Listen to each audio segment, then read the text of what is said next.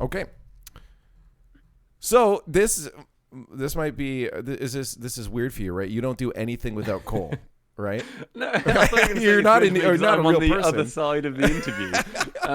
But no, I don't do anything without Cole. He's clawing at the door, wanting to be let in, but I'm not letting him. I thought this is my time to shine. You know, people want to see the real me, not the me plus Ginge. Here, I'll be honest, I just didn't send him an invite because I forgot.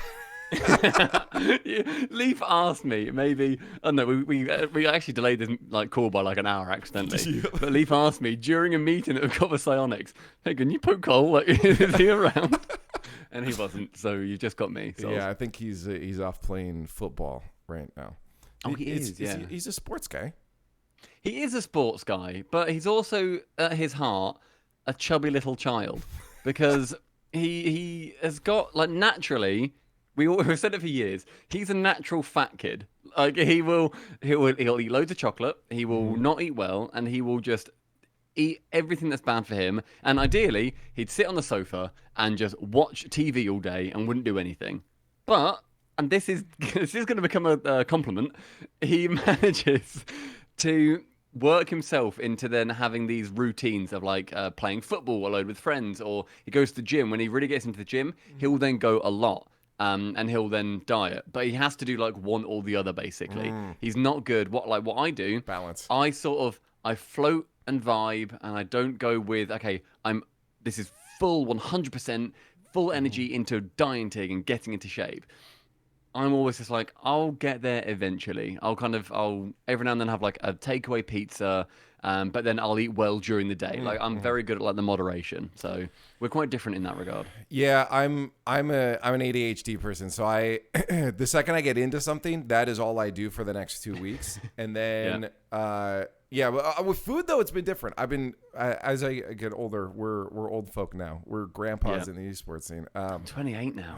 You're almost at 30. It's all downhill. Don't worry. Oh Everything starts turning. God, no, I don't want to hear that. No. It all starts turning. No, that's probably mostly because I just haven't taken care of myself. I mean, Leaf, I'm a freak of nature. Like, I'm so tall that everything just hurts generally. Like, I barely function as a person. Yeah. So I have to keep care of myself as much as I can. Otherwise, I think I'll just collapse. You know what the worst thing is like the world is just not. I'm not even as tall as you. I'm 6'3". You're what, like 6'10"? 6'6". Okay. Nearly. He's 8 feet tall. The world is not built for anyone, in my opinion, over 6 feet. Like, just doing anything on a normal counter is back pain. Oh, bro. Right? Oh, You're God. Just slightly chopping vegetables. Yeah. It's just pain. Like washing up, I'm like leaning over. I bought myself a tall chopping board so that I wouldn't have to lean down as far. I got my kitchen done recently, like a few months ago. I got it ripped out, got a new one put in, and the woman offered me in the showroom, she was like, "Do you want tall countertops? Because I think they would be good for you." And it adds like, I don't know, probably about 2 inches or so of height. That's But smart. that was I need to do incompatible with the sink that I wanted. Oh, no. So I really wanted like a beautiful, like, it's called a Butler sink or a Belfast sink. Okay. Where it's like a ceramic, big one that you see in like cottages that's got like the open face. And I wanted that over tall counters. So I didn't get them in the end. But I got a nice sink anyway. This is what adults talk about. Nice sinks and tall countertops. We've already lost anybody that's even relatively interested in talking about I want to Rocket hear League. about Rocket League, and I want to know what's going on there. No, let me tell you about tall countertops and big chopping boards. We'll talk about Rocket League at some point. But these are important matters. The other one that's big for me is roller coasters with the shoulder straps. Yes, is brutal. You're bruised after 3 rides. You're like squidged in like this. And I'm like, I'm having a great time, guys. This is wonderful. But there was one. For anybody in the UK, you'll know Alton Towers, right? Brilliant theme park. And there's a ride there. I forgot what it's called, but it's one with like a big drop, and it goes over like a ledge, and you like sort of hang inverted for a sec. Okay. Then you do like a straight drop down. Really cool. But on that, they like, because my shoulders are high up, they sort of clipped it over me. And because I knew that we'd be tilting forwards a little bit, I had probably about that much room of like wiggle room that I could move in. And I was like, I don't want to be able to do this. I don't want to like move forward and like actually fall a little bit forward. So I like breathed in as we were going up like the ramp, and I went 3, 2, 1, and I just slammed it back as hard as I could and locked myself in harder. Yeah. It was so painful. I wish I just had that little bit of falling. I give 'Cause myself I was wiggle room. I was like squidged in like this, like going round like this horrible like drop. I was like, okay, at least I didn't like move a little bit at the top. 'Cause that would have scared me. I don't mind the wiggle room. It's a little extra throw of like, am I gonna die? This is where I fall out of a roller coaster. I don't mind. This is it for me. Yeah, no, I don't mind it. But yeah, that roller coasters, man. I haven't been in quite some time. But So fun. slightly you mentioned processes back there, and that you got some like you know how to get that balance, the routine. Something I've been doing with Tesla, my partner, is meal prepping. That's been huge for just making sure there's good, healthy food at all given times. Have you found now at this grand old age of 28 a set in stone process for yourself? Are you still figuring out what kind of works for yourself day to day? I don't really know because I'm going through some like a tumultuous time at the moment. I'm still trying to figure stuff out. Before this, I had a call with my mortgage broker because I'm taking on this house just on my own. Wow, that's a lot. And which is exciting, lol. Yeah. God, banks love money and they want mine.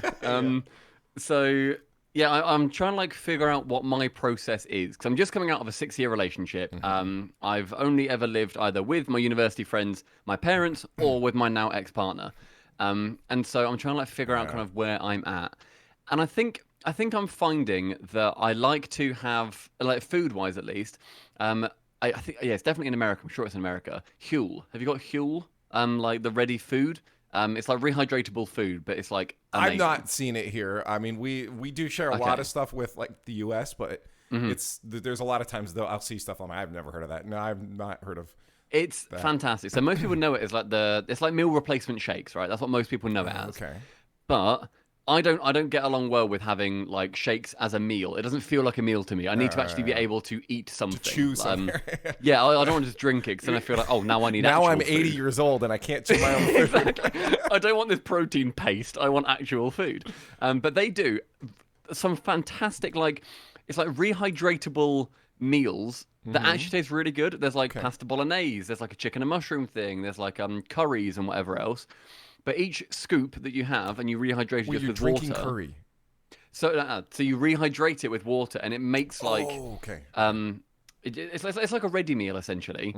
But each scoop is 200 calories and it's got your full nutrients and everything that you need per meal. So I do that for lunch every single day because I need to make sure that I'm limiting, what I'm eating because we have events every 3-4 months or so. I want to stay in like decent enough shape throughout without like going to the gym and stuff because I'm lazy. Genuinely fitting in my suits is a big thing because I got my suits fitted when I was in like the best shape I've been in for years and then I got a bit fatter and I was like, oh God, why have I done this? So I've got 3 new ones and they're a little bit bigger now. I had to get my pantsuits or my pants for my suits loosened for for Rotterdam. They were just it's demoralizing. A little tinge too small. But I found that like just having that process of every day, I know that for lunch I'm having that healthy. That's done. It's quick. It takes like 5 minutes or something to make. That feels good. Yeah, it's brilliant because I'm not worrying about food. I'm not good at meal planning. That's one thing. For some reason, it does not stick with me. Even just like throughout the week, like not just bulk cooking food, but like if I try and plan a week of food, I just can't do it. Like, I can't stick. What if I don't want that? Yep. What if I get to Friday and I don't want a carbonara? Like, okay, now my entire week's ruined. Like, I sort of make it up very much on the day, but I've always got things in. I love to cook anyway. That's awesome. I like the creative process where I look at see what I've got in and then figure it out from there. I prefer that rather than having strict things sort of locked in every day. I actually talked to Calm about this on the show because he's been really getting into cooking. His dad's a chef, like he loves cooking with his dad too, which is a really. His dad owns a restaurant, right? Yeah. I think he's like a head chef or a cook or something. I forget the title. But yeah. So they've been cooking together, and I asked him the question of like, are you at the process? And he's younger, so he's like, not quite, but are you at the process of being able to just know, okay, I have these things, I can make this thing, and you make your. Have you ever invented your own recipe that actually turned out good without the bias there of like, I made this so it has to be good? I don't know, because I feel like I'm always I feel like with food, you're always taking inspiration with something that you've eaten or you've tried or you've seen it online. Of course, I look yeah. at like a lot of like food Instagram, food Reddit, stuff like that. I'm always looking at bits. And so I feel like I've always kind of, I'll have an idea or I'll look at a recipe of like, oh, that looks really good, but I would change this. I would add more of this. And I Okay, yeah, always change it to like whatever my taste is. Like with cooking, that's why I like it. It's very like, it feels very scientific a yeah. lot of the time. It's not precise. Like with I baking and eyeball stuff. everything. Oh, yeah, Yes, not baking though. baking, and I can't do desserts. I can't do baking where you need to be dead on. No. But yeah, I like doing the just figuring stuff out as you go and like tasting it and thinking, oh, this needs more of this, and like just working towards it and then sharing that with someone. I find food such probably the best way for people to bond. Like a lot of the time, when we go to lands and stuff, and Leaf, I've not seen you at land for a very long time, so I'm excited for this. Yeah.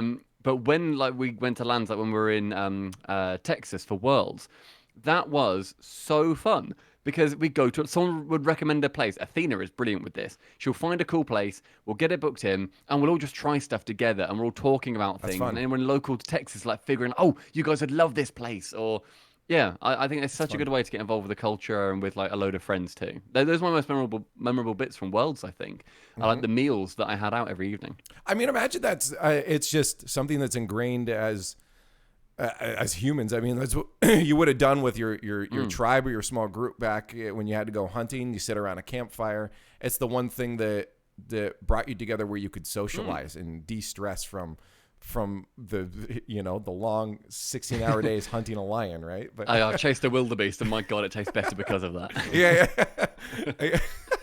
Well, that's the next step to cooking is once you're like, okay, I can make my own recipes. You got to start opening up your whole like 80-acre forest behind you. Oh God. For now, I'll just go in my back garden and strangle a pigeon and see what I can make out of that. I'll see what I can do. I'll figure it pigeon out. burgers. Sounds great. Exactly. I'm not going over to your place for dinner. Oh, that was going to be my next question. No, absolutely. I wish that one thing that is hard on the mental side of things too, especially for you, like you've had someone around you for so long. You mentioned through family, through relationship, to actually have your own space is such a jarring thing to like be like, wow, what do I do with this time? There's no, and then most of your friends are online too, right? So it's even my in-person friends. I talk to them like online mostly, and because like we don't live near each other. Like it's probably my closest person to me is about 40-ish minute drive away, which isn't too bad because it's like it's the at UK, least but there. like yeah, but like in the UK, that's enough where it's like I'll see you once a month at a push because that is a drive. I appreciate in American listeners would be like, what? 40 what? So then your next door neighbor then? Yeah. No. They live about 15 towns over. I'm like 40 minutes. That's the beach. Yeah. I'm like, I live very deliberately. I live in a small village with like 3,000 people that live here. I have got green fields about a 2-minute walk away. I am deliberately in a small, isolated place because I like quiet though. and I like isolation. I love it. Like English countryside, any countryside. Whenever I've been to America, I love looking at just the nature wherever I am. That's what gets me. I feel like I thrive a lot more when I'm somewhere where either I'm with people that I love or where I'm on my own with my dog because he's brilliant as well. So just figuring out like being in the countryside and not seeing anybody. I can walk to villages all nearby. It'll take like an hour or so, but I won't see anyone. And that to me means more than the convenience of living in a city. One of my favorite things is being in a like maybe a new city. Say we do a live event, going out by myself at the dead of night or something. I remember one time I was in Sweden. I was just traveling around backpacking all of Europe, and I was in Sweden, and buddy went to sleep, and I'm like, I'm just gonna go for a walk, and I put on some music, and I just walked around the city at 2 a.m. by myself, and there's something amazing about having your own, just your thoughts, no one else you have to report to, and exploring something maybe you haven't seen before, or a place you are familiar with, like a countryside that a lane that to walk down. But having that space to yourself, there's while it is good to be connected to people, there is something to be said about having that space, that recharge Definitely. time, and not Yeah, I always mean, being I around I people. recharge when I'm on my own. I am something that I think a lot of people who work in entertainment realistically are. A lot of people are very introverted. Like Yeah. I find it exhausting to I'm be already around over this people. podcast. I don't I'm want to talk to you sick of anymore. you, and I hate it now. Like I, although very loud, very excited to be at events. That's because I've charged my Yep. battery at home, and I know that San Diego is coming up in like 40 odd days, whatever. I know that I shouldn't see people like for the week or two leading up to it. So then I've So got you're that ready. energy to then meet about 3,000 people, which I adore doing more than anything. It's the best thing in the world. But I cannot always do that. Like I'm very introverted. I normally don't like talking to people when I'm at home. Whenever I go to like the shop or something, I'll be obviously very polite, but I'm not going to strike conversation with anyone. If I see anybody I know, it'll be like a hiya. Like I don't want to talk to people very often, and I like to be in my own bubble. So I've loved having this house to myself. I have really enjoyed it. It's been different, Yeah. um, but it's been ultimately a lot more enjoyable when I know that it's like, yeah, this is my space. I can do with this space as I want to. I've had a lot of work done to the house, generally myself and my ex-partner. Like we both worked on the living room together. Kitchen got in quite recently. I know what I want to do with various rooms. I want to repaint things, and it's just like, yeah, like this is my space. I thrive on my own right now, at least. I will want somebody, eventually, but right now I thrive on my own. It is hard, Yeah. like to not have someone there after such a long time at times. But then also, I'm talking to people all day, every day. I'm working on stuff all the time. Like, we're talking, and we've got a talent Discord.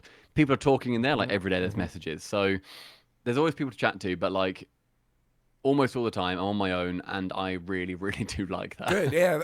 That was what I was curious about. It's just with that big that having something so stable of like, oh, there's someone around me at any time, and then having it gone can be jarring. It can be upsetting, but it sounds like it's pretty good for you right now. Like Yeah, because that's good to hear. I really like to hear yeah. that. It's definitely one of those things where, like, I also I go to therapy as well every couple of weeks.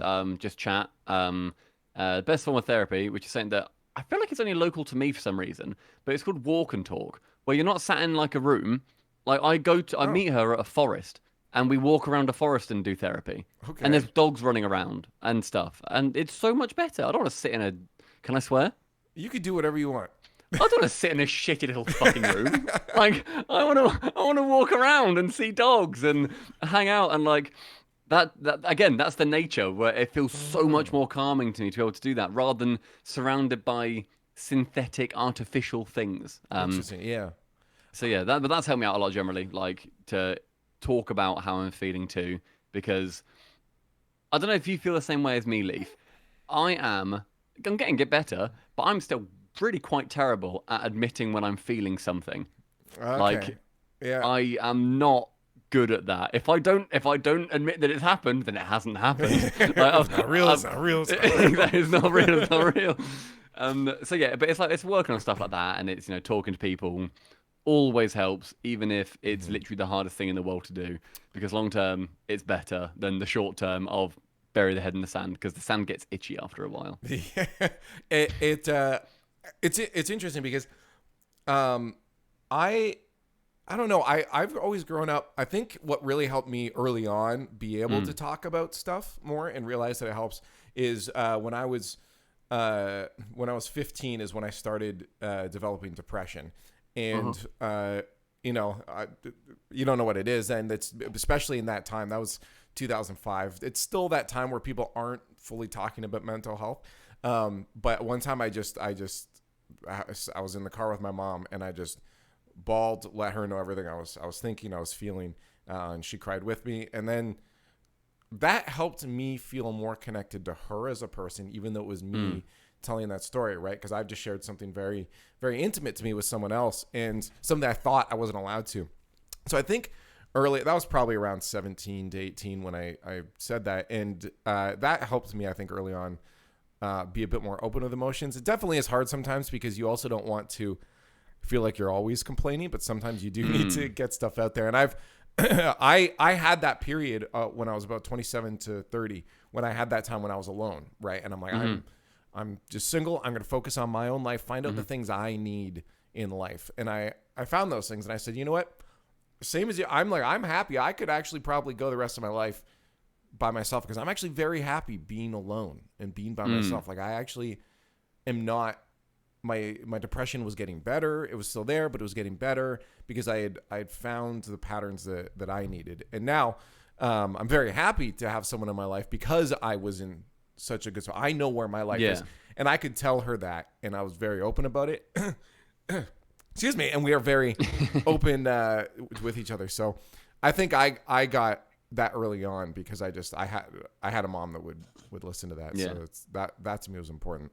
I think you're right as well with nowadays, from maybe it's just because, I'm older, but I feel like people are so much better now at admitting when something's wrong. Yeah. Like, and actually talking. I see people saying, and again, maybe it's just social media, whatever. I don't talk to people who are in like school or anything, but like I feel like the vibe is people can admit that something's wrong, and especially young men can talk about their feelings a lot more, because I feel like a lot of young men get a lot of shit when when people sort of say, oh no, you can open up about your feelings, but then people still feel silently judged. It's not just about saying that, it's about them making that an actual push to make people feel listened to. And my general vibe is that people are getting better at talking. When I was I don't know, say 14 to 20, I can count on one hand the amount of times that I ever spoke about how something genuinely affected me. Like, and there were things going on that were felt at the time, like they were ruining my life, and I hated it, but you're not going to talk about it. And there's so many people out there, young men, young women, young everything, that don't feel like they can talk. And yeah, I hope that we're kind of moving in the position where friends notice that someone is feeling different, and they don't necessarily just say, hi, let's sit down and talk about all of your emotions. It's a case of, let's just sit down, let's hang out together, and if you want to talk, we can talk. If you want to play football, we can play football. If you want to play air hockey, I don't give a shit. Let's just do something. And I think that a lot of people are getting better at that, and I admire a lot of young people for getting better at that as well, because it's something that I definitely needed when I was younger, even at university. You said about Leaf yourself, like walking around a city like at night and just being on your own. I went to university in Cambridge, and I remember walking around at like 2-3 in the morning, headphones in. I'd like stop off at like a chippy, get some chips and go sit by the river, and like just walk for like half an hour, just thinking about things. Probably wasn't, the best things to be thinking about, but it was just like nothing like bad ever. You're still processing it though, which is just, good. Yeah, just like processing stuff that's going on and just thinking, right, I'm not having a good time here. I didn't tell anybody that I lived with, lol. But like, just like saying, okay, stuff's not right now. What can I do? And trying to help yourself out with that. But yeah, I think young people are getting a lot better at that, and it's something that I really admire as well. I agree, and I do feel like thankfully the stigma is changing, because there are still pockets where you still have that toxic mentality of like, again, we saw it a lot in media where especially men were not supposed to talk about their feelings, or you're not a real man, right? And the idea of what a man and a woman is supposed to be irks me. I do like I like the just the preconceptions of what you're supposed to be as any specific thing that you look or are born with or whatever is changing, right? Those expectations aren't on you, like, oh, you're a man, you're supposed to go hunting in like cars, right? Like, because that never got me. I never got that, because I'm just like, I don't really care about cars. I don't care about any of these things I'm supposed to as a dude. I want to play video games, which I guess is something that it was, I guess, something still. How like contrarian of you, a young male playing video games. You're crazy. But it was. It is changing. I mean, here specifically, one of our telecoms companies is called Bell. They have a thing called Bell Talks, where they've been doing this for years now, where there's just during a certain time period, I forget when it is, they have a mental health awareness where for every you don't have to pay anything. Every retweet that their tweet gets, they donate 10 cents towards mental health, just like whatever, just like helping people with depressions, getting people help therapy, that. So it's obviously, it's a half publicity thing for them to get people to read, but it's also something, it's getting people talking, People, I mean, like the way that you qualified that, where it's like, oh, it's for publicity, which it is. I feel like that gets a lot of stick as well. Like the whole Mr. Beast thing. Oh, no, I don't care. I'm on the side of it's all good. I know you don't. Yeah. I know you don't, yeah. Okay. But like, I've seen that argument. People say, oh, well, like they're only giving money to a homeless person so they can get a video. Well, it's still net good. Yeah. Like, if you're embarrassing someone and making them dance for money, yes, you're bad, obviously. But like, if it's like the Mr. Beast thing where he had the curing 1,000 people's blindness. Yeah. Yes, the government should be doing a lot more. Obviously, universal healthcare should be a thing. All of these arguments, I completely agree with you with. But it's still net positive, and it's still people's lives that are being changed by philanthropy. And I don't think charity should exist. There shouldn't be a room for charity to be there, because there should be enough support from tax money that goes to help everybody. However, we don't live in that world, and so therefore those things need to come in. We can't be ideal. It's not an ideal world. If people need help, then they need help, and it doesn't matter what form that help comes in, so long as they get it and they are treated as a human. So. Yeah, you ask those 1,000 people that can now see and couldn't afford it before and aren't now in debt for getting their eyes fixed, how much they really hate Mr. Beast for making a video like this. Exactly. They're not. Isn't it positive? And also, I know people who work for eyesight charities as well. When that video came, when that came out, even though they weren't referenced at all, people were donating to their charities. Yeah. Because it's like, oh, I didn't realize that it was literally like $10 or whatever to fix this problem. But yeah, it is that cheap. Like you can donate to companies in like third world countries. It's honestly about $10 to cure someone's like near blindness or degenerative disease that they have. And that's it. And now somebody can see. Yeah. Like it improves their life so much. Yeah, and the donations went up. It's a net positive. I saw people complaining. Hate him as a person. I don't know enough about him. Maybe he's bad. Maybe he's good. I don't really care. Yeah. But he's done a lot of good things, as has charities like that in general. Yeah. So I always looked at the Bell Talk thing as a positive thing, especially someone that suffered from depression. Was like, they're telling people to talk about this stuff in a larger scheme, more than I can tell people they should talk about stuff. And so it's good. So I always felt a responsibility as someone that was more open to talking about it, to always talk about my emotions, because I think what that has done is made other people around me comfortable to talk about things that generally they might feel are awkward, might make me awkward, or things that are again intimate to them. And so I've sometimes overshare very early on in any relationship that I have with anybody. I'll start talking about stuff. They're like, this guy's already talking about this. Dude, I just asked you what you wanted to drink. Like, I didn't need to know you had hemorrhoids. I just met you. So this is a Wendy. Right. So it's, but I think it's fun because you start to get stuff out of people. There's a lot of times people want to talk about this, but they aren't really given a platform because they feel like they're overstepping. So if you step a little in there, it might give that room for people to be like, oh, well, the line's further than I thought it was. Maybe I can talk about this stuff. So yeah. It's hard to make that first step because, like, talking with friends, I'm still trying to, even if I know that a friend is upset, I want to just say to them, hey, if you want to chat, let's do this. I don't do that all the time. And I'm trying to get to that point where it's like, yeah, we can chat about it. We can also just not chat about it and play Overwatch or something. Like, I don't care, but let's just hang out and do things because it's what I would want for me. And it's trying to figure out then what therefore people would want on their side. So yeah, I think young people are getting a lot better at that. They're learning a lot more. And fuck the boomers who say that you shouldn't talk about your feelings because you should just man up instead. Can't be dealing with it. That's right. They won't be around much longer. Yeah, exactly. So. Then we can get some real change going.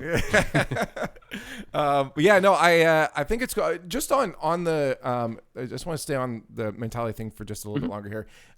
When it comes to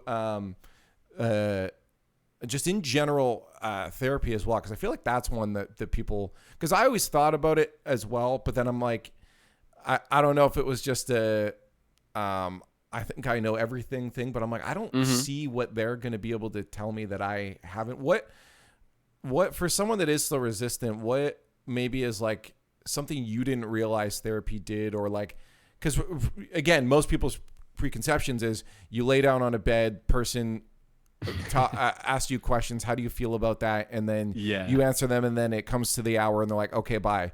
What maybe is like something that you didn't realize was something they did, or that really worked, just that people might not realize if they haven't gone to therapy and are thinking about it? So I've done 2 different kinds of therapy. The first one was a free therapy in the UK on the NHS that I did like 4 sessions of, and they got to the end and they were like, right, so you feeling better? And I was like, no. What, have we started? Like, what do you mean, have we? So I was like, no, I don't feel better. And they're like, oh, okay, well, you can get back on the waiting list. I was like, sick one, all right. So I took myself off that bad boy. Yeah, you feel like you're a piece in a machine, right? Like, exactly. Like, oh yeah, okay, my number's up, let's go. Let's fix this old brain of mine. But I'm very, very privileged and fortunate in the fact that I can afford to spend. I spend £50 for an hour it was every week, but now it's every 2 weeks, to talk to somebody who's just a one-on-one session. Like I said, I do a walk and talk, a walk around the forest. It's great. The one big thing that I definitely found that I wasn't anticipating was how much of a conversation it was. It's not just that, sit down, okay, what are you sad about? And you're like, oh, well, when I was 9, like, it's not that. The first question my therapist always asks me, she just says, right, so how's your week been? Like, what's going on? And I'm like, oh, okay, well, this happened. And she's like, oh, okay. Okay, so that Tuesday you said that, you were feeling more anxious than usual. What do you think caused that? And it's a proper, like, actual conversation with a person. Yes, there are some therapists out there that I've heard people are just like, and they're not giving anything. Yeah. But having an actual conversation with somebody, and they're not like zeroing in on the thing. They're not thinking there's something in here that's caused all of this, and if I figure that out, then they're fixed.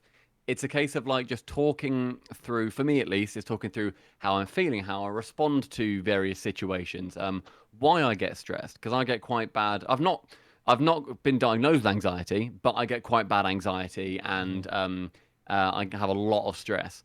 And so it's trying to get to the root of, okay, is that a reasonable thing that your body is doing? Because it's clearly trying to prepare you for something that you're thinking is going to happen, consciously or subconsciously. So let's talk about that. Let's figure out why you're getting to that why you're getting to that end point of this intense knot in your stomach. And I think, the biggest thing is just that it's a conversation, and at times she's asked me, I've been talking completely normally, and she'll ask me a question out of the blue that I think, how is that? Oh, that is right. That's a link. And then I'll start to talk, and then like I've walked around this forest with dogs running around having a bloody cry, and I've thought this is weird, but like it's good to get that out, where you're trying to figure out what your emotions are, how to verbalize them, and how you can then deal with them going forward as well. And they're not there to tell you the solution. They're not going to have that solution. Yeah. But they'll give you tools to help yourself out long term. And I think that was the biggest thing for me, is knowing that someone's there to listen. Yes, I'm paying them, but my therapist is still a lovely person. I can be so horrendously sarcastic with her, and she'll fire back with sarcasm as well, and it's brilliant. The other day, I can't remember what we were talking about, but I always analyze my language a lot when I'm talking to her, and I say to her every now and then, right, I've had a thought, and I was going to not say it, but in the interest of my £50, I'm just going to get it out there and just say it instead. And she was like, right, okay, lay it on me. So I'll say whatever it is, and she always says, curious. Curious. When she said curious, I went, oh, fuck me up, let's go. Like, come on. And it's just like getting to having an actual friendship with somebody and talking through your issues with them has been fantastic for me. And then at the end of every session, she then gives me homework just to go away, just to think about. It's nothing too intense, but it's just like, right, why do you think this? Like, let's try and figure that out. And the next session we'll come back and then we'll talk about that thing.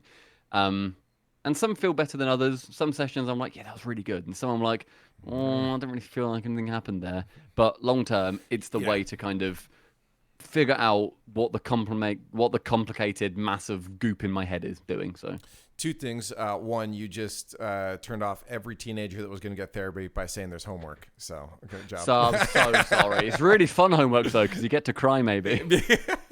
But secondly, yeah, I think that's an important thing just in general, which it makes a lot of sense that a good therapist would take this route, is that people need to come to their own understanding, right? The way we perceive the world. Again, think about a math problem or just something that a routine you're trying to get, and then a concept clicked in your head and you're like, oh, I get it now.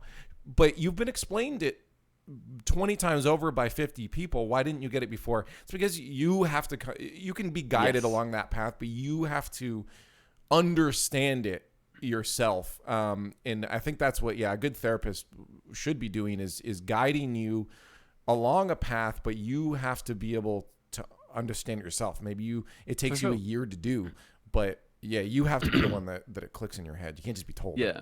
And like I've said that to her as well, where she'll ask me a question, and then I'll say, like, you know the answer to that. And she just goes, I'm not you. Like, whatever you said, like, you know the answer. You might not, obviously, but like, I'm asking you because I want you to tell me, not for me to guess what you're going to say. Otherwise, I could just walk around this forest on my own. Like, you need to, I think you need to be completely honest. And Jesus Christ, when I say that's hard, that is not even the surface of it. It is so hard. I have been somebody who, as like a joke with my friends, I used to have bi-yearly breakdowns where every 6 months or so, I would just have everything bottled up so much that I'd be like, and today I just can't deal with it. I would just break, and it would not be a good time. And it's like just trying to make sure that you're just letting bits out of that bottle every now and then. Yeah, there'll be some stuff put in there, whatever. You're not perfect, but you'll be pouring bits out and you'll be sharing it among glasses that you can then figure out later. And just that first point of talking is so hard. If anybody's tried it, it's so hard to the point where you think this isn't for me. If you told me, I don't know, if you told me 2 years ago, I'd be going to therapy regularly, I'd be like, but I don't talk about anything. I don't talk about stuff that's going on in my life. So how can I do that? But I think everybody's got that capacity to do it, and everybody can find a way to find the part of themselves that knows that they deserve to feel better than they currently do. And hopefully people have got the resources that they're able to do that, because I also appreciate that healthcare in many countries, including this one, especially for mental health, is not there. But you wouldn't walk around with a broken arm, so don't walk around with a broken brain. That's the title of this video. No other context given either. Just I like it. B-roll secured. But overall, it's good to hear. It sounds like overall for you, you're pathing well right now, and I'm always excited to hear that from people when something's going right in a sea of what we see is just feels like negativity just all the time, so that's good. I want to let's move it on here. We just finished our therapy session there. Let's go to that was lovely. I'll pay you 50 quid later, mate. That'll be 50 quid or quid pound. What's it? Is it quid? Quid. You did it right. Okay. Let's go to let's talk about what a lot of people will know you for in the Rocket League scene is making videos, because this is something. Let's hard transition here. This is something that you brought up before that a lot of people have asked you about, and I think it's a good thing that people are asking about it, because you guys make fantastic videos for the RLCS.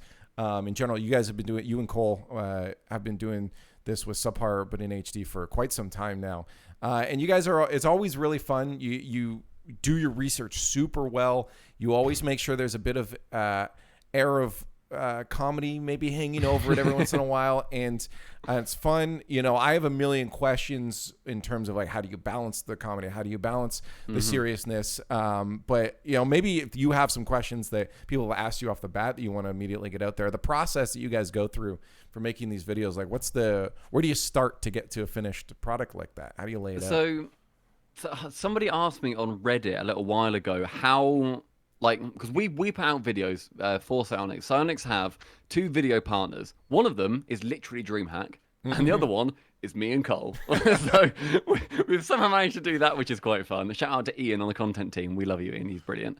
So yeah, the process is basically people asking, how do you get from not having any videos for the year to then knowing when stuff gets released, how to get it over to them, all that kind of stuff. And the secret is we've got a big old spreadsheet.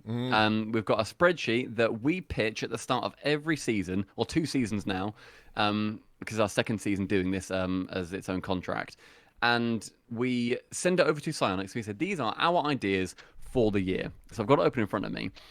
We break our videos down into smalls, mediums, and larges, because this is a different way that we do it this year, because we had to streamline it somewhat. Is that in terms of workload, or is that in terms of length of video? Both, because we've got the small videos where we do 4 smalls per split. We break it all down by split.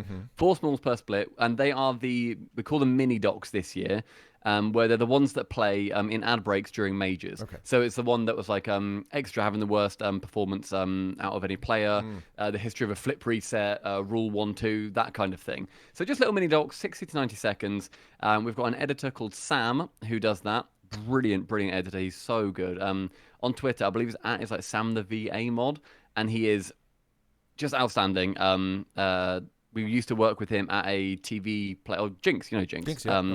Used to work with him at Jinx years and years ago, and he's been brought on. So yeah, we do videos with him. He does our smalls. We then have 2 mediums per split as well. Those mediums are the pre and the post for each major. So the pre is the qualification stories. How did they get here? Then the after is in the top 10 moments from that major, the fall, the winter, the spring, and then eventually Worlds. And then we also have the biggest, the most gargantuan video that we do, the large. The large is our documentary, which is our like crowning jewel of each major, where we focus on something from the previous major to talk about, to set the scene. So when we went to LA, for example, it was the return of crowds. When we then went to the spring major, it was the legacy of London. And for the most recent fall major, it was the story between Moist and Fury at the World Championships, and diving all the way back into their history and talking about where they all came from. This one, I've teased it on Twitter, so I feel like I can just say what it is, because people will also know. It's the story behind Gen G and the journey that all of those players have taken to winning the major. We've got a working title. I won't spoil the working title, but it's about risk, because they took the biggest risk possible. Yeah. So we're working through that currently. Once we have a video idea, we then get working. Obviously, we price it all up, whatever. Science all agree on a cost per video, and then we get a cost for the entire split. For the entire season. And then we get to writing the video. Cole is the writer. He is a phenomenal writer. He is one of the best writers in all of esports.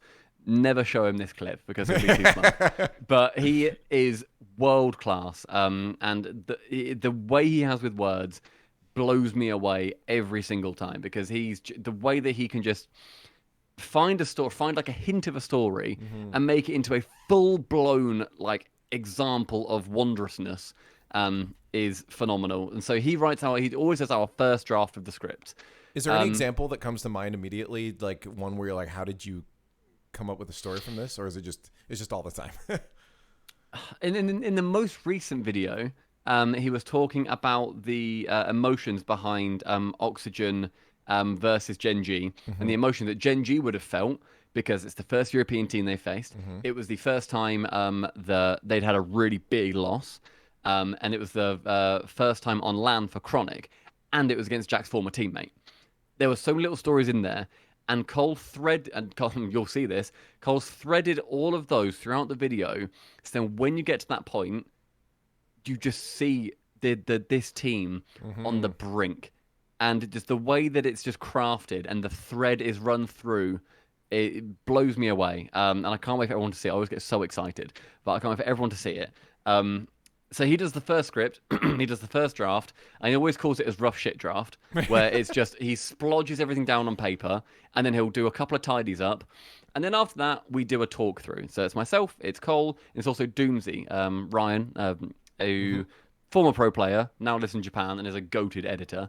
I was so, you know what? It kind of makes me feel old that you feel like you have to explain who Doomsy is. I know. Also, because I always call him Ryan. I always call him Ryan too, so it's like people just don't know it's him.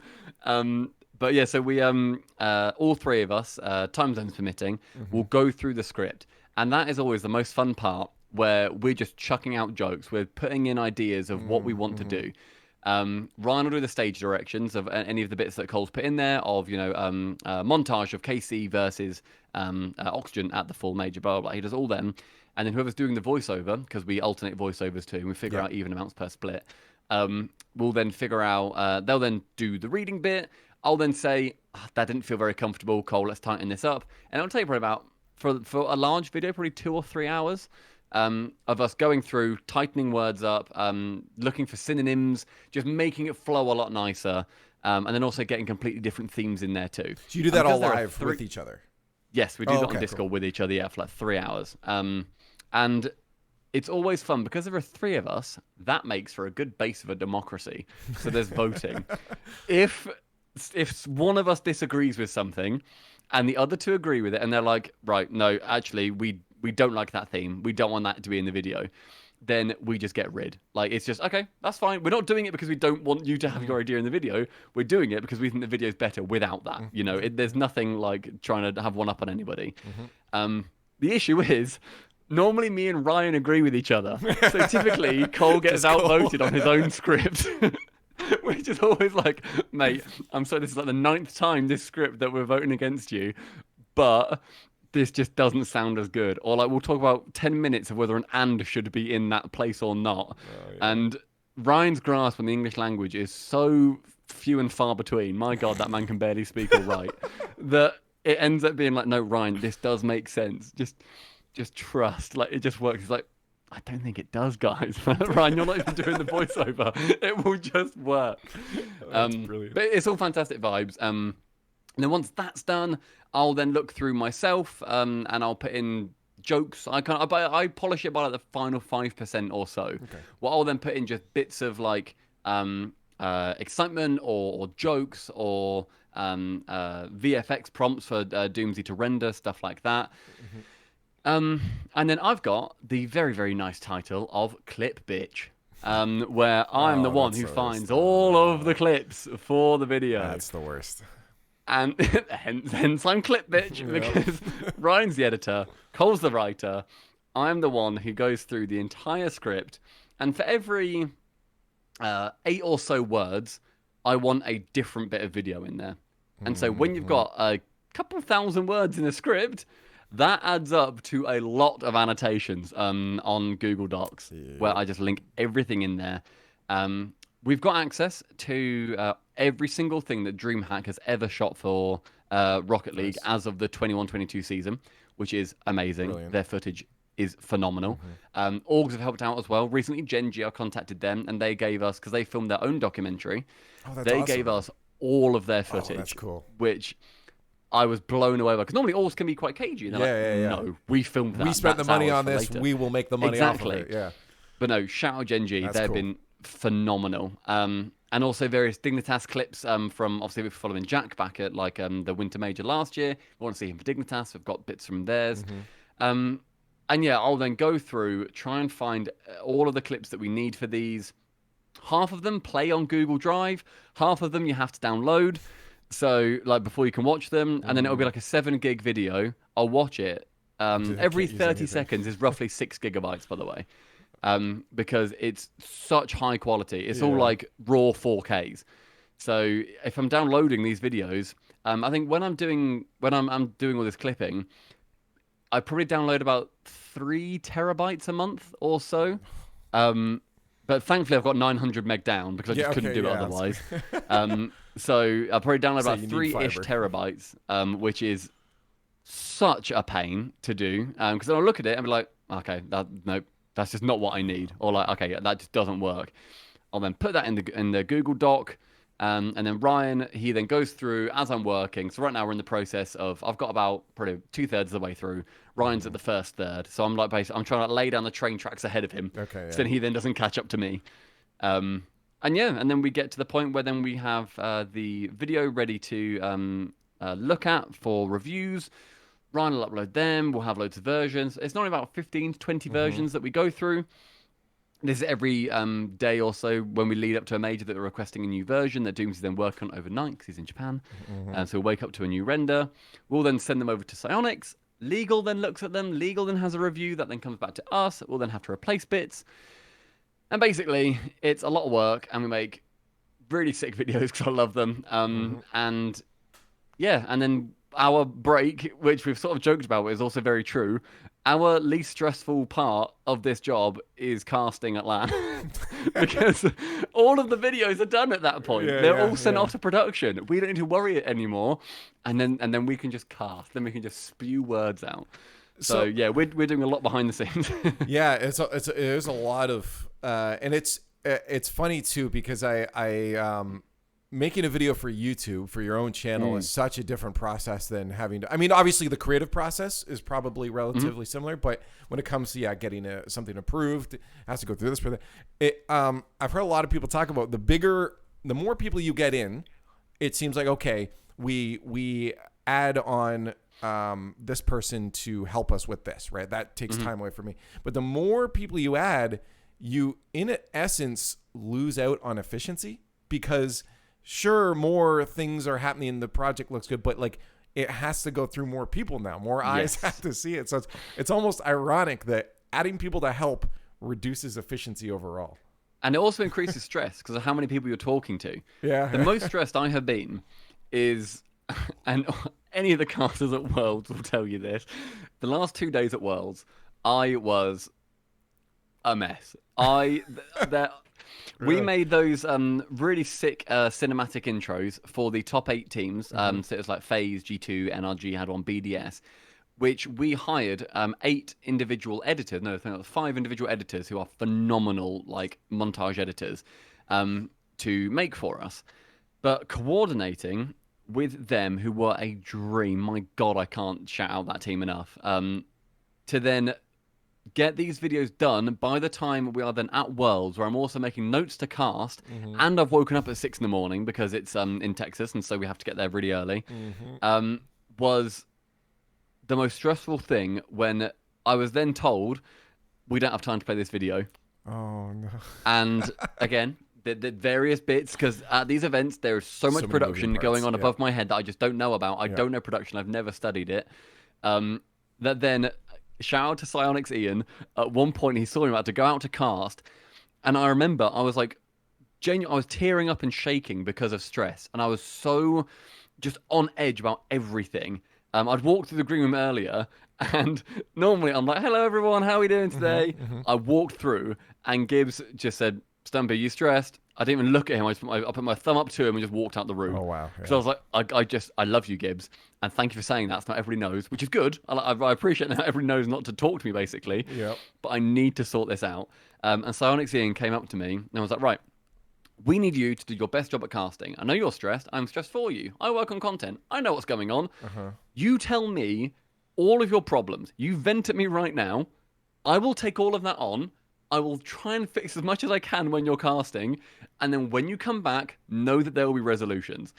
And my God, did I shout at Ian for about 10 minutes. Like, just with things that were going on, just that full laser beam of stress directly into Ian's face. Shout out to Ian, though, for recognizing and jumping on that, right?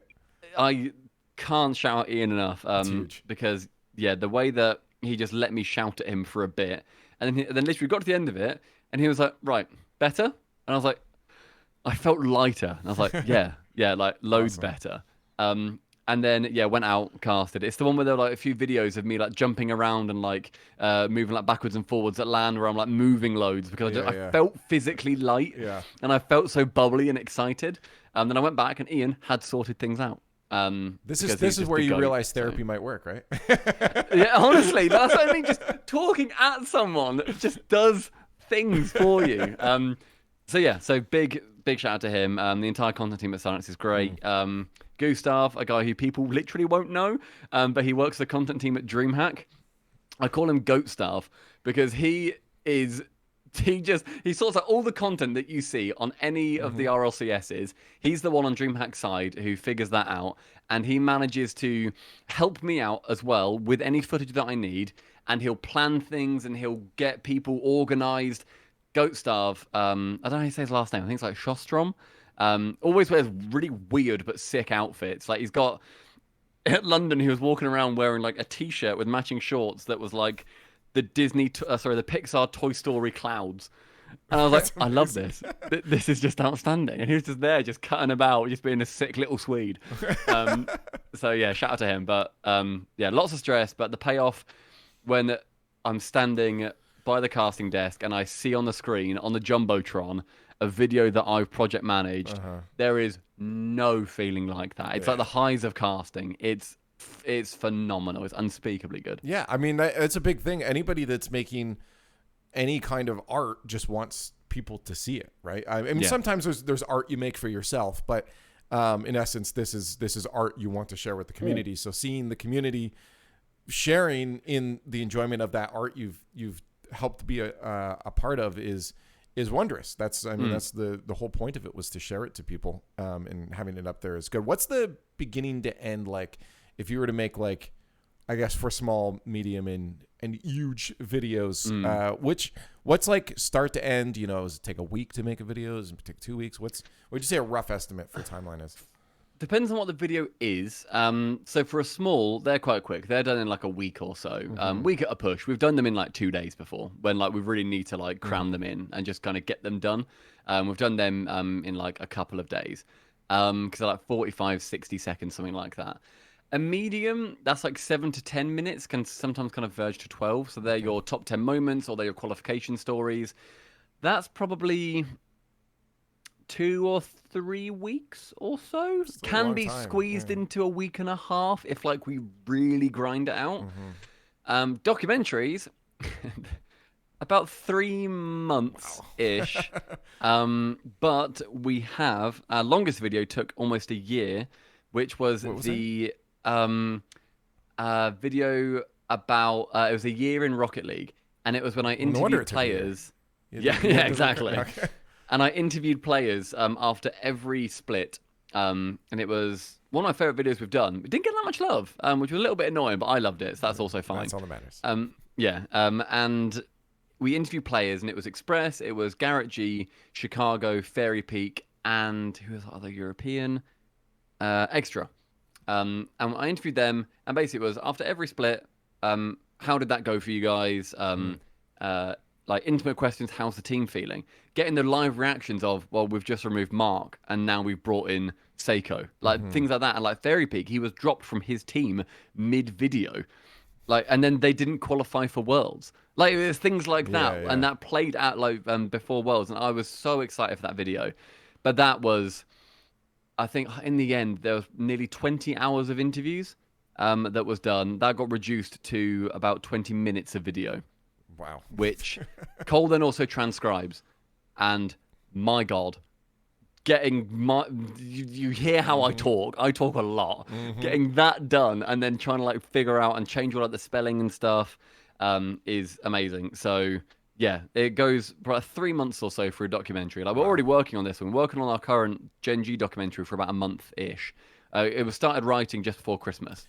And it's not going to be playing until April. How many videos do you have like on a go at any given time? Because obviously multiple projects will be happening if they're taking that long. Right now we have just the 2, which is quite nice. We're trying to like manage this a lot better because fall was very rushed towards the end. So we just have a small currently going at the moment. One of the Explain the Mini docs, and then we currently have our big, our large video for the Gen G doc. But then when it comes to Worlds, myself and Cole will be project managing 10-ish videos at once whilst also casting, which becomes tough lot. Yeah. and really quite hard. That's why I get very stressed. And why I regrettably really didn't meet that many fans and people who were there for Rocket League at Worlds because I was so tired. Mid-championship Sunday, I took a nap. I Really? was so tired in the green room. I laid down to have some food and I fell asleep for about 20 minutes. Wait, sorry, I wanted to talk about that. You laid down to have food? Because I was like laying on my back. No, it was a cookie. It was a cookie. So I thought I'd lay down on this sofa. Dinner time, get the bed. Get the bed, darling. I thought I'd lay down and just eat a cookie just to get some energy. And I fell asleep mid-cookie. And I was, but I'm bear in mind, I'm wearing like a three-piece suit as well. Like, I'm in a three-piece suit with cookie all over myself, just asleep champ Sunday at Worlds. Like, because I was so exhausted. I think that paints the picture of how exhausted you were. Yeah. And then I didn't meet that many people, which I do regret. So I'm going to make sure that we're managing them a lot better before we go to events. We're still learning. We're not perfect by any means at this point. So we're still learning to figure out what we can do, what our workload is like. It's perfect because I want to ask what has been like some of the biggest things you've learned when it comes to even just the creative process, how a script is written, how you collect the videos, when you put out a video that you've worked really hard on, like that, the one takes a year and then it's not received as well as the other. What are the things you've learned about making these videos to make sure that, everyone's going to like it or we can make them more efficiently? I think the biggest thing that I've learned is very cliche. Not everyone's going to like it. And that's fine. Like, not everyone's going to vibe with the video like how we have. We can be really excited about a video, which, bear in mind, we did on Subpar previously for however many years we're making videos. And every now and then we release something and we'd be like, oh, this is so good. Oh, my God, everyone's going to love it. And it gets like half the views. We're like, oh, that's weird. It's a bit annoying. Yeah. But then we'll release something nonsense. And then that gets like, that's number one, like by a clear margin. So I think, not everyone's going to like what you make. And probably the biggest thing, because we have had, we made a video that wasn't high enough quality and it got scrapped. And we had to salvage bits from it. It was before the spring major. In the end, we didn't have a big video released. If people go back and they might notice. Because we shot a video in person, walking around London with some scripted content. And basically saying what the history of London is and like interviews with players and whatever else, right? We didn't do our due diligence and the camera quality wasn't up to scratch. It was just too shaky. We didn't have a gimbal. Just didn't look good enough. Didn't fit the guidelines. And the thing that I had to keep telling myself and that we all told each other is that's our first miss and it's still our only miss that we have had in the dozens of videos we've made. I think we're coming up on like 80 odd videos we're going to be making for Psyonix. Wow. That's our only miss that we've had. And it was a miss when we took a big risk. We would rather every time take a risk and miss than just safely do the same thing the entire time. Yeah, fair. Because if you're not evolving your content, then sure, you'll be safe and there's always that chance that just it will get caught in the algorithm and then it will go crazy. Like fair play, that happens to people. But if you're not constantly trying to make the next video better than the last one, I think that you're going to stagnate. And then creatively, you're not going to feel as inspired to make better content.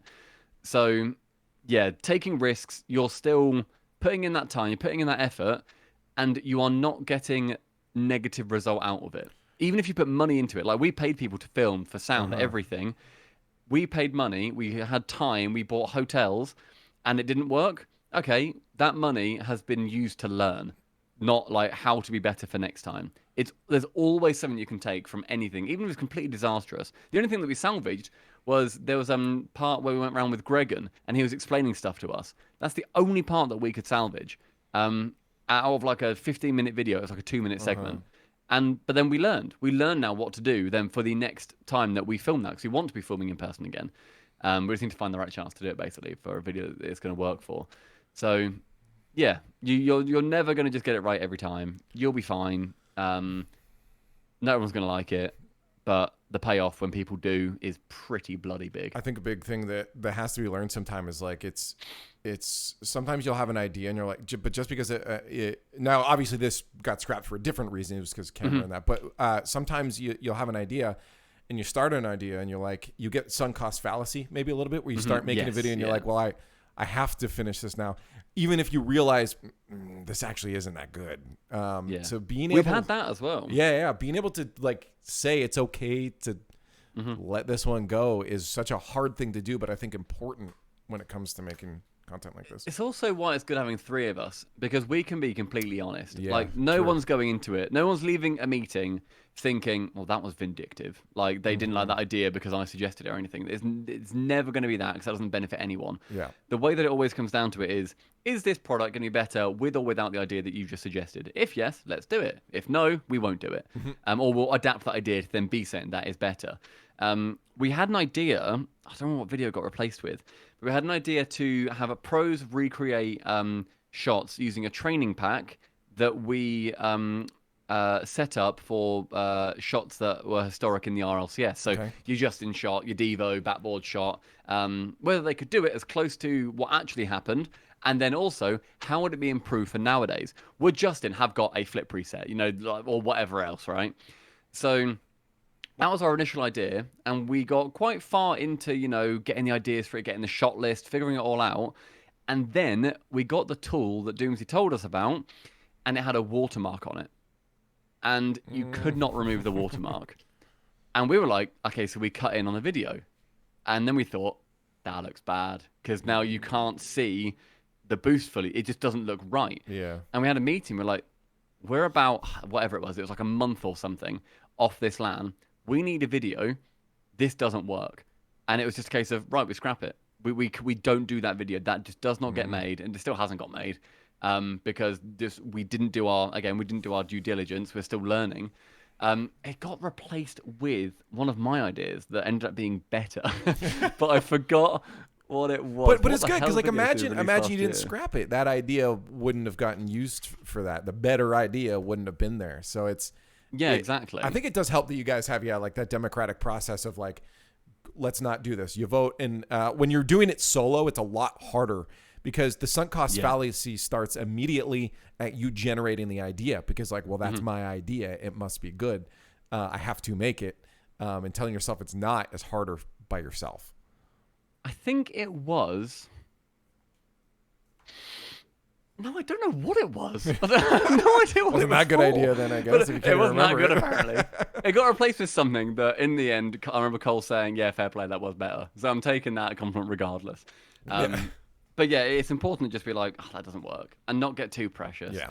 Like, you can't be doing that too often. Sometimes me, Colin, Ryan have all said it. We're like, look, I know that the vote is 2 versus 1. Normally it's Cole with language in some way, because he just knows why something is some way. Yeah. And Cole will say, look, I know you two don't know why, and I don't know why, but this is right and this is better. Just trust me. And it's like, okay, fair play. We can go with that. If it just is, then that's completely fine. Yeah. But you need to make sure that if you're working in a team, you have to trust each other. You have to know what each other are capable of. And also just being completely honest. Because if people's feelings as well are getting sugarcoated, where you're like, oh, okay, yeah, that is a good idea. And you're thinking, okay, they've not had one of their ideas in the video for a little while, so maybe we'll give them this one to keep them on board. Then you'll just be making... the content's not going to be as good as it would be if you actually came up with the best idea possible. I think, which is a hard point to get to. We've known each other for like 7 odd years, all of us, and then Cole and Ryan know each other for like since SARP came out, so like 10 years or 15, whatever. Well, as I was going to say, I feel like it definitely helps that you guys are friends with each other outside. Like if you just put like if you suddenly just had 2 other team members that you don't really know personally, maybe you've heard their name even, but like even then it's like. It's going to be a lot harder for you to be super honest with them, because you're going to feel like you don't know how they're going to react to your criticism. Yeah, exactly. And I that's what I like about the team is it's very comfortable. We can be very honest with each other. If say, I'm being slow with clips or something, I'll get ats in the Discord saying, hey, Stumpy, we need you to just grind out the whole chapter today. Just get it done. And make sure that that's being finished. And I'm like, oh, piss off, mate. I'm busy. And he's like, mate, we get paid for this. I'm like, oh, shut up. And then I'll set in on him, but actually I'm the bad guy. So yeah, it's a lot of trust. It's a lot of faith in each other. And it's also making sure that everyone's workload is very manageable. And because I can't edit and because I can't write, I then make sure that I do the grunt work to then fill in and get the same amount of money that the other 2 do. Like we split our videos in thirds. The cost that we get per video, we just third it because we're all aiming to put in 33% of the effort. Yeah. So everyone's like trying to strive to make sure this video is as good as it can be. We're all putting our all into it. Cool. Well, let's all just get a third of the money. At times, Cole will be really busy, and I'll be doing nothing because there's no script for me to do. And then I'll be really busy clipping, as will Doomsy with editing, and then Cole's not doing anything. And so he can stream or just like watch Netflix. But he's earned that time to do that because previously he's put in all the effort when I've been watching Netflix or something. So do you? Because I find that this can really help people appreciate it more when you're like, okay, when you at least know how hard it is to do their job, or if you've tried it yourself. Like, have you given a shot at, you know, a lot of script writing or editing just to appreciate what they've done more, just so you work harder because you're like, okay, I have to carry my weight? Have you ever put yourself in that position? I've tried. So I really like writing generally. I don't really do it, but I've always enjoyed it whenever I have done. Yeah. And I like doing the finishing touches to stuff.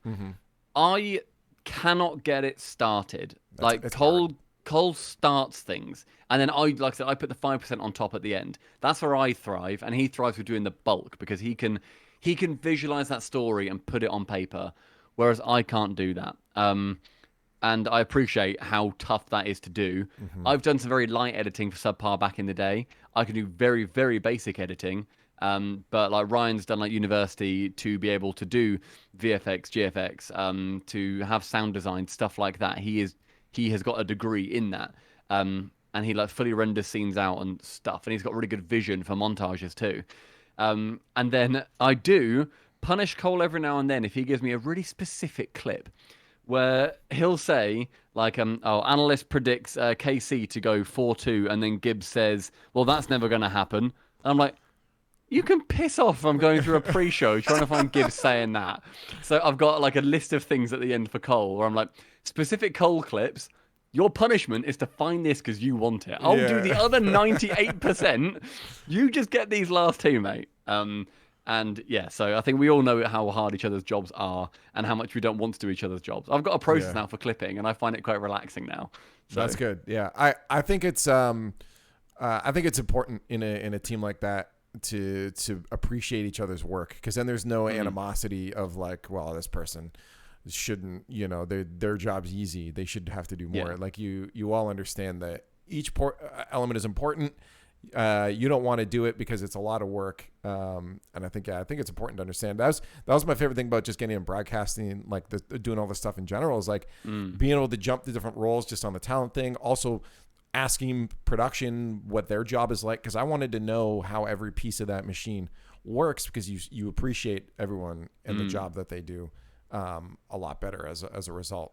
There was one question I want to take back a little bit to talking about like algorithm and stuff. Has there ever been the temptation, like when you make a good video that you guys really like and then it doesn't perform well, to start to tailor your content towards the stuff that does do well? You're like, well, if we just keep doing that, then it's going to keep going. And then, you know, you stop taking those risks.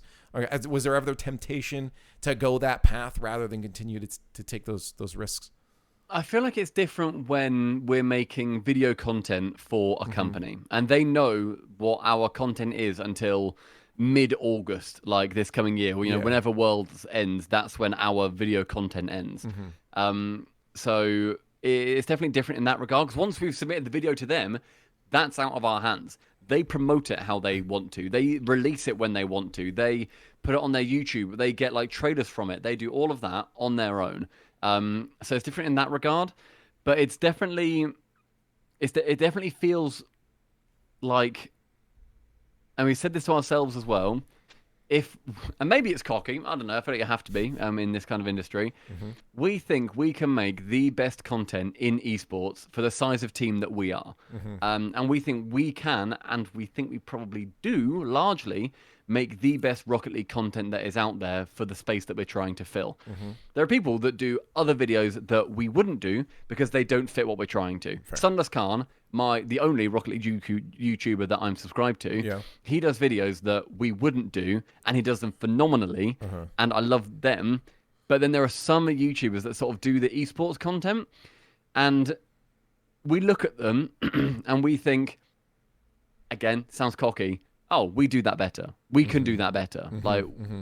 we are in this position because we are better at this job than they are. And I'm sure they look at our content and they think the exact same thing, which they should. Yeah, But I yeah, guess yeah. they think, You oh, want yeah, to, like, yeah, like they'll look at our videos and think, oh, I would have changed that. I would have changed that. I would have changed that. And it's like, cool. Like, everyone's trying to lift each other up to Yep. then be better and make the Yep. best It's content for the competition. Yep. esport. Yeah, for sure. So, yeah, I think there's at times where in YouTube, there's lazy content. I don't think lazy means bad. I think lazy content is stuff like a Road to Grand Champ series.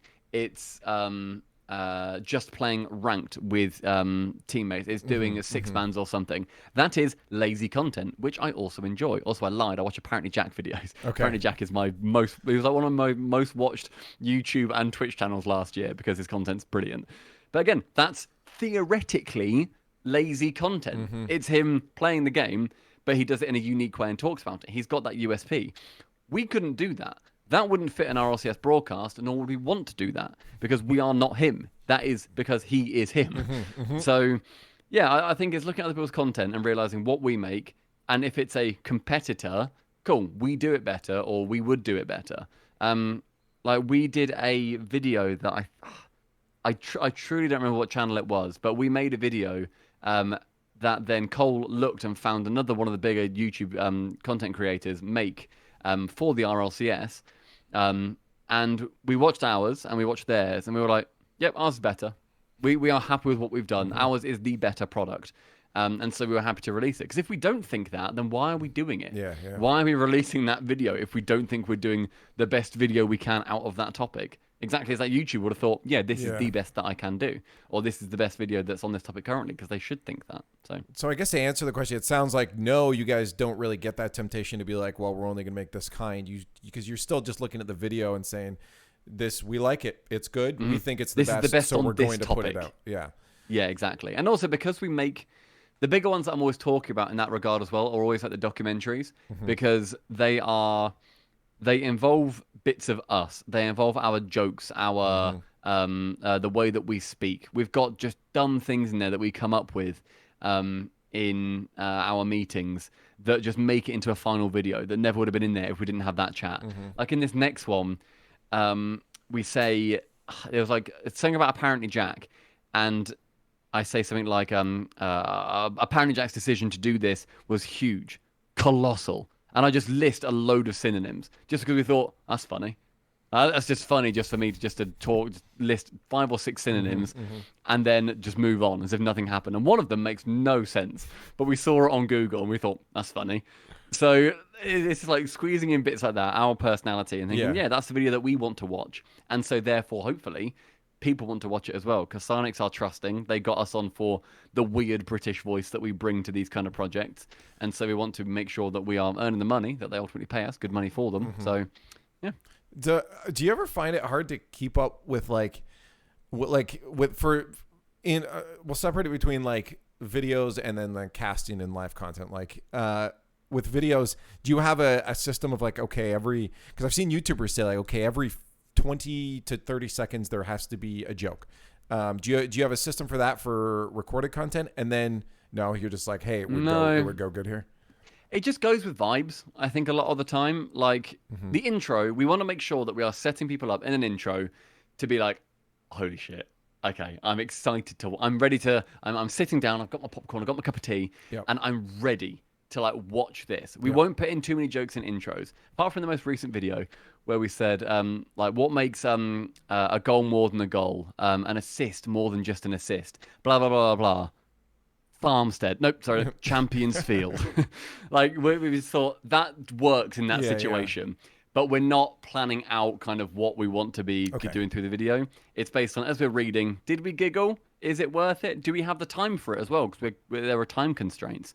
Do we have the time to make that joke and go off on this tangent? No, scrap it. Just go to the idea. We'll fit something in elsewhere.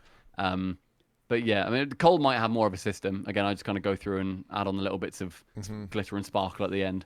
But yeah. So then bringing it to live content, do you ever, because I would argue that you are probably one of the quickest witted people on the RLCS broadcast. Pump your tires a bit here. I mean, you, Cole, and I had that Friday broadcast one day, and that was good. It was brilliant because it again, I was being truthful. You guys kept me on my toes. I was trying to watch like 8 broadcasts at once. While you had such a hard job, man. Those days are busy, but I like them because they really prepare me for the weekend. So I actually really enjoy doing those.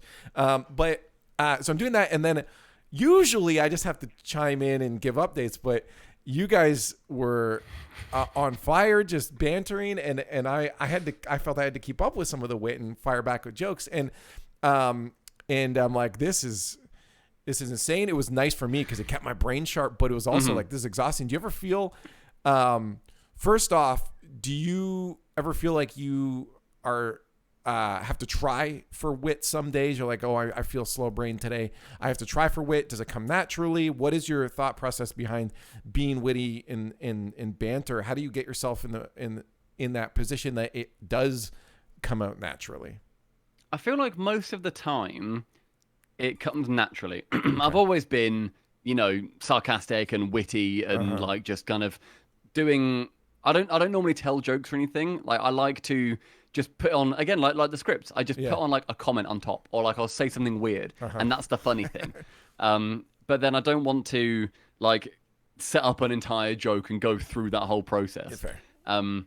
But then I definitely have slow days. Jesus Christ, I've casted many, many times where I have just thought, no, every cast has had this. No words are coming to me. Yeah, it doesn't. I cannot function. I can't say a sentence. It's only when I'm distracted by something that's happening in real life, or if I'm reading something that, is in Discord, like from Direct or whatever, and I'm like trying to think, okay, how do I now work that into what I'm saying?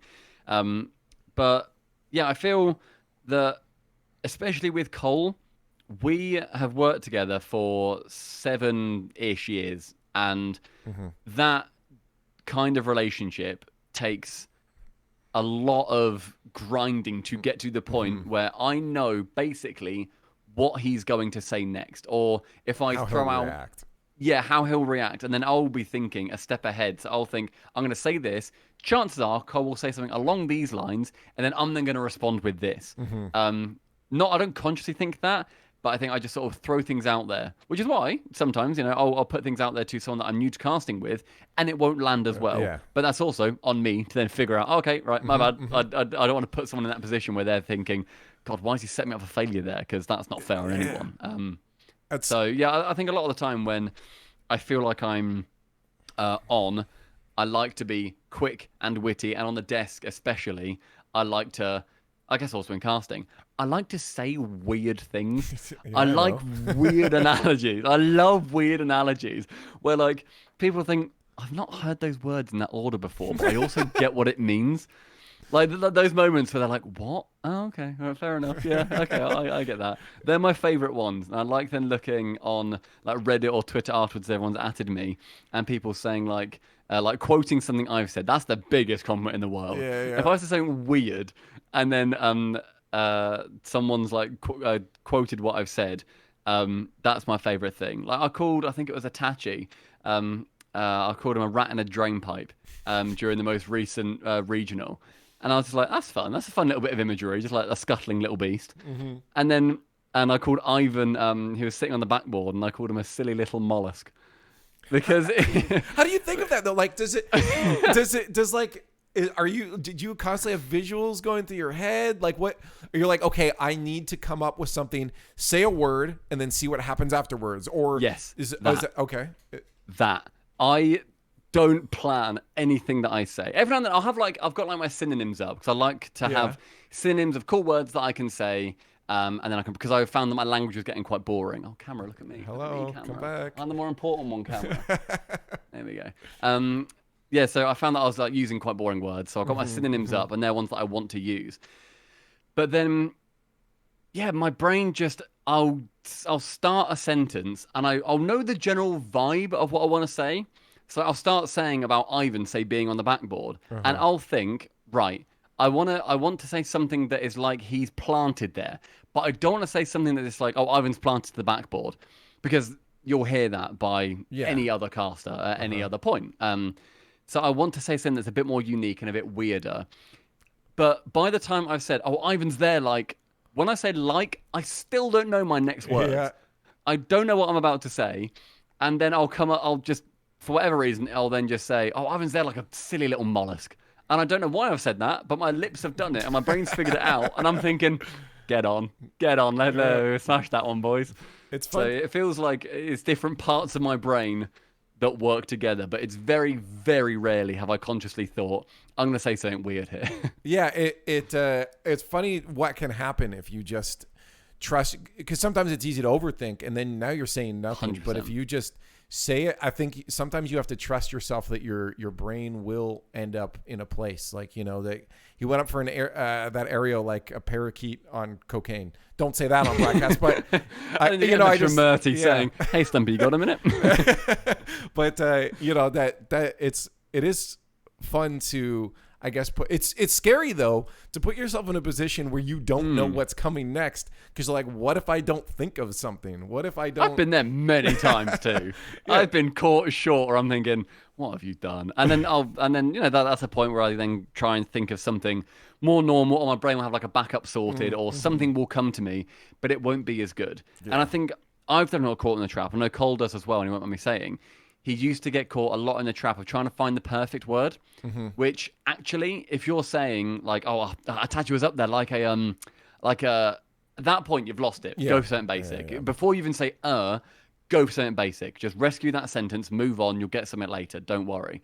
But then getting caught in that trap of thinking, I want to say something exciting here, you don't always need that. The most famous call in Rocket League is, this is name of the game. Like, that's not clever, that's not smart, it's just perfect for that moment. And so you don't always need something crazy, you don't always need to have words that flow and come perfectly when someone thinks of it. You just need, sometimes, emotion and tone is going to carry it more than anything else. Like, one of my favorite calls for a grand final, which I have said to James many times does not get enough credit, is Season 8 LAN. NRG won. NRG do what they could not do before. Yep. That sums up like 4 seasons worth of RLCS in a sentence, and I adore it. That's one of my favorite calls I've ever heard. I will agree. And it does not get the credit, but it's not that clever. Like, realistically, it's not that clever. It's not saying that you're going to like script and make sure that, like, yes, that's exactly the thing for that moment when they win. It just comes to you.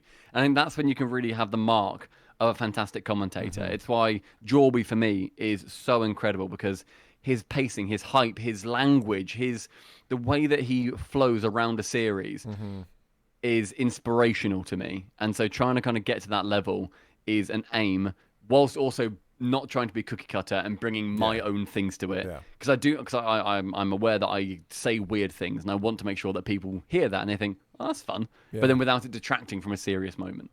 Yeah, it's tough, because just in general with wit, I think it's something that I've had to learn too, just to allow, as you said, just allow yourself to start going.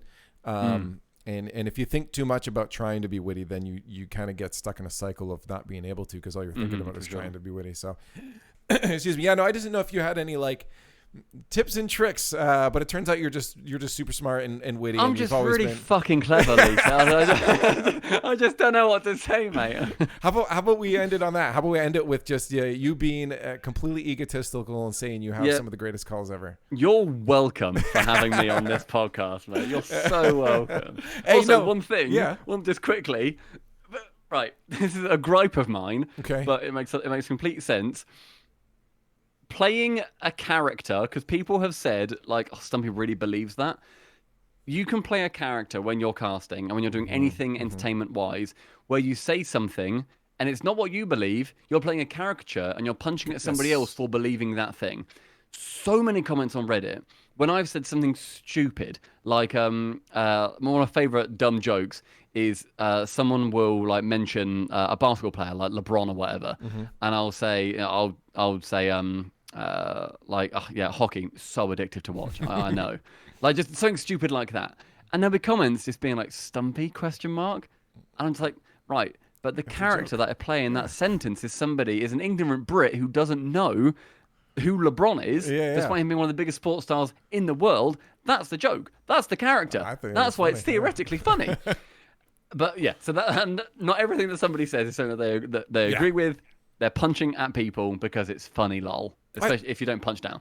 I think people need to realize is that it's a PG show. Inherently, we're playing caricatures of ourselves, the PG, the Christian version of ourselves, right? We're not able to just be obscene and say crazy things. We're also representative while we're on that broadcast, so we can't sit there and trash an org that we personally don't like or something, right? You can't do that to the same degree you could do here or on your Twitter or whatever. So people have to realize we're entertainers. It's a show, and there's pieces of ourselves. And the amount of times people have come to my stream and said, "Whoa, I didn't know you were this like laid back," because they don't see that. They see the guy on the desk that's just so proper and clean and laughs at everyone's jokes, right? Even when they're not for anyone's jokes in person. You're actually quite sour to be around, Leaf. I've never seen you smile.